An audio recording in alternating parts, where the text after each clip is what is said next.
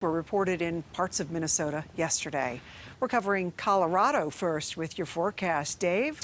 Kathy, we've got a few severe storms in eastern Colorado, which we'll get to in a moment. But look at this mountain cam shot. Look at all that haze up there across the northern Rockies, right into the Front Range. In fact, behind me here, I've got the city park camera, and you can barely make out the mountains here as you look across the city. No storms in town, but we've got all that haze and heat going on. 89 degrees is our current temperature right now in the city. Severe storms are popping out over the eastern plains here.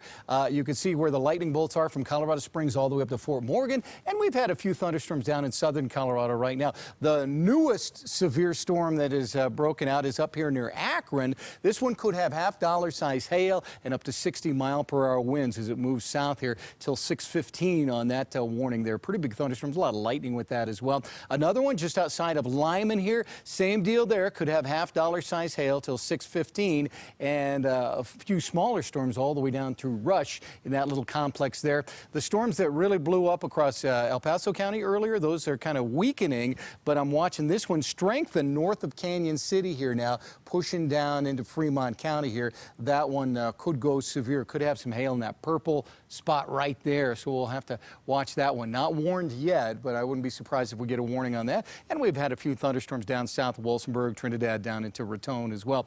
Big picture now is showing a couple of things here. We have a cold front that's pushing across the plains here, kind of dipping into eastern Colorado. That's kind of a spark for these severe thunderstorms that are going on here. It also kind of capped our temperatures in the low 90s today, so that helped. What is not helping Colorado is this high that's just outside of Las Vegas. That's spreading more heat and dryness over western Colorado, and that's not really going to go anywhere in the short term. Moisture will get caught in the flow around that, probably move east of the Rockies, but not in the western part of the state where we really needed to battle those fires, where it was hot out there today.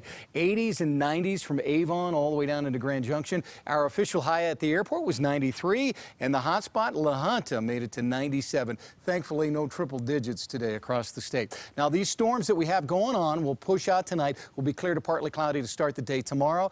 Isolated storms across the eastern plains tomorrow. The bigger ones will be from Sterling, Fort Morgan, Burlington, all the way down into the southern part of the state. In fact, that area is outlook for the possibility of severe thunderstorms, maybe 1-inch diameter hail out of some of their storms tomorrow. High temperatures tomorrow, pretty much where we were today. 90s primarily here in the east, 90s and 100s out there on the western side of the state. So 63 tonight. Hazy skies continue tonight into tomorrow. Slight chance of a thunderstorm late tomorrow. We'll be in the mid-90s tomorrow. Same deal again on Monday. 96 on Tuesday. Same thing. Slight chance of a storm. And then another weak front coming through with 90s, near 90 degrees on Wednesday and Thursday. And we up the percentages to 20% for isolated thunderstorms. Kathy, 10 to 20%. It's good to see that, but that really doesn't do much as far as water, usually when those percentages are that low. Not at all. Wish I had better news. Okay. Thank you, Dave. You bet. Well, this week the Broncos were back on the field for training.